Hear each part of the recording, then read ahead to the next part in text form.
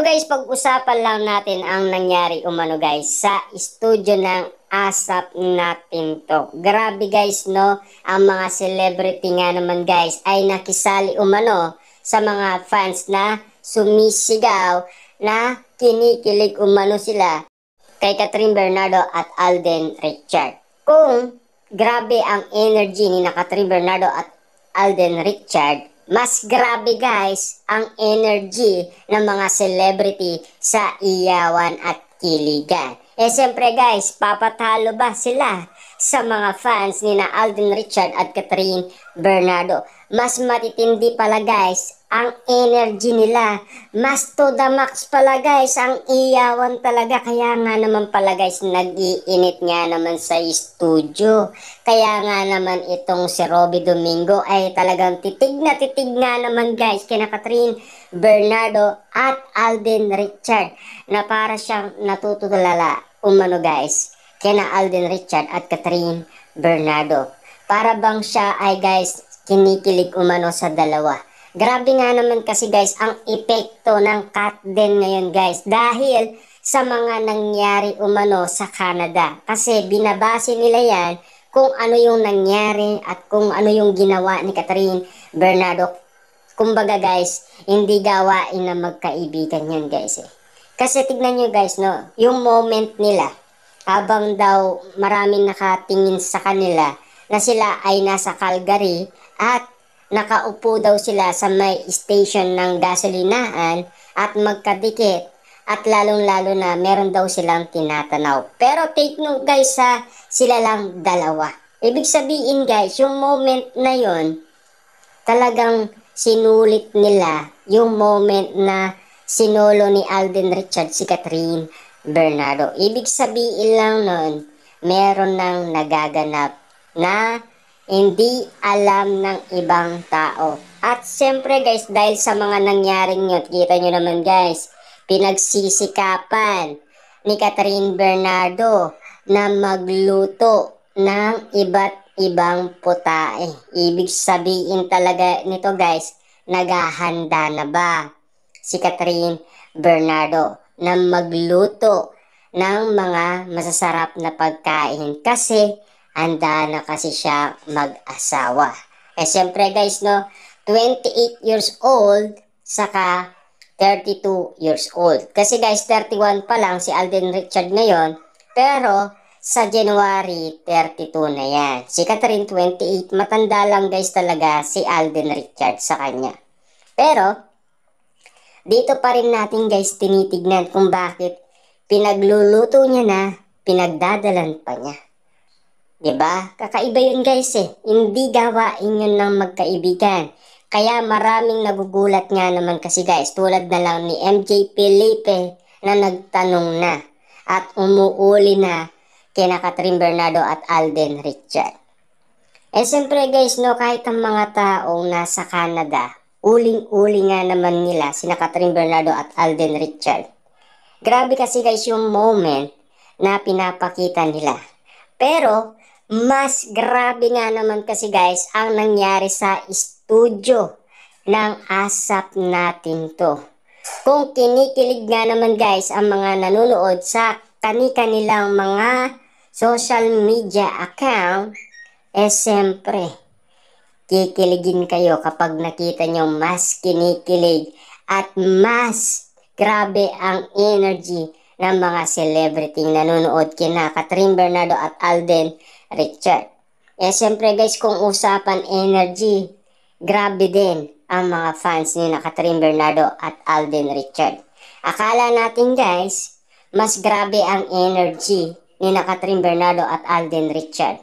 Pero grabe ang mga energy ng mga celebrity. Nag-iinit na yata sila guys sa mga katanungan dahil mas gusto nilang itanong kung kumusta nga ba talaga guys ang kanilang relationship na nangyari umano sa Canada. Kita nyo naman guys, anong tinatanong nila?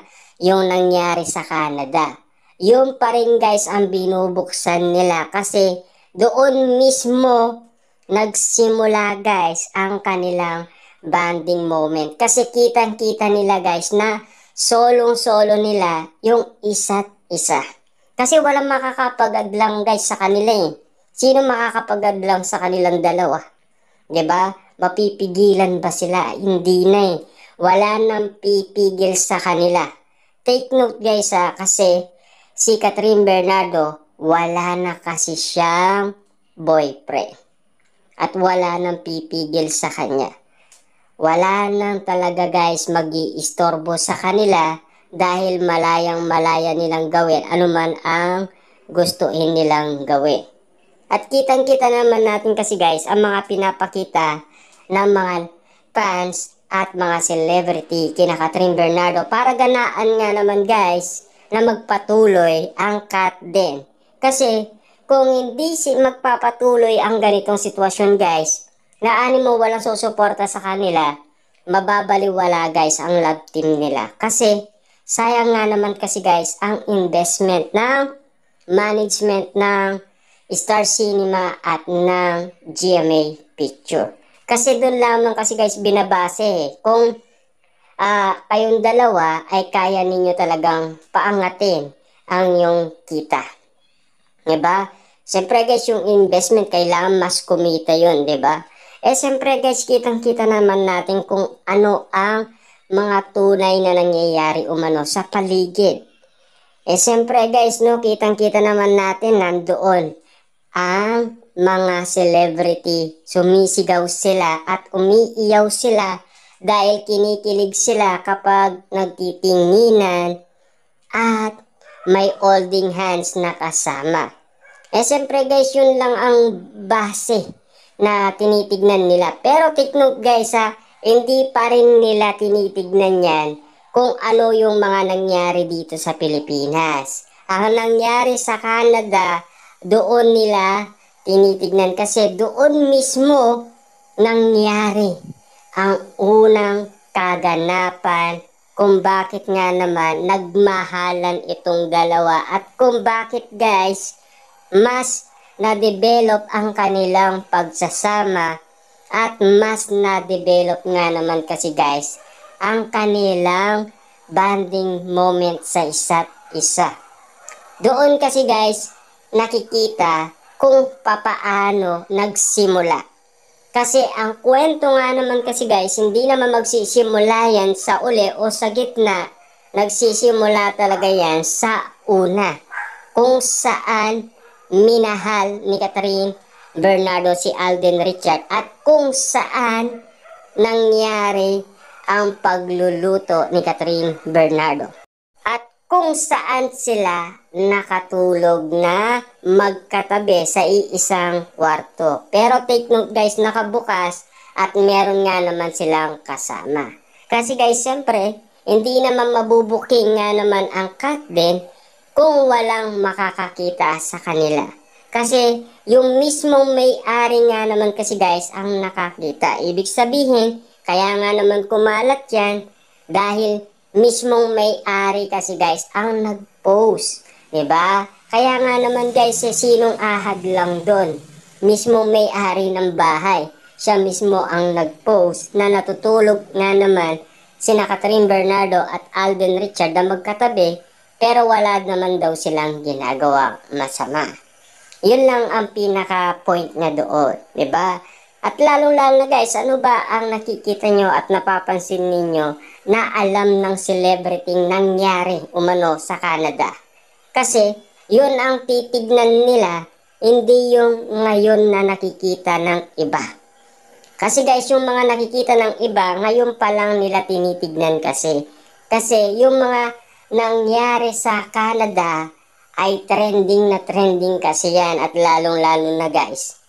Agad-agad kasi pinopost ng mga netizens na nasa Canada umano sa kanilang social media. Kasi doon nagalit umano guys si Direk Cathy kasi nababantayan nila ang mga kaganapan na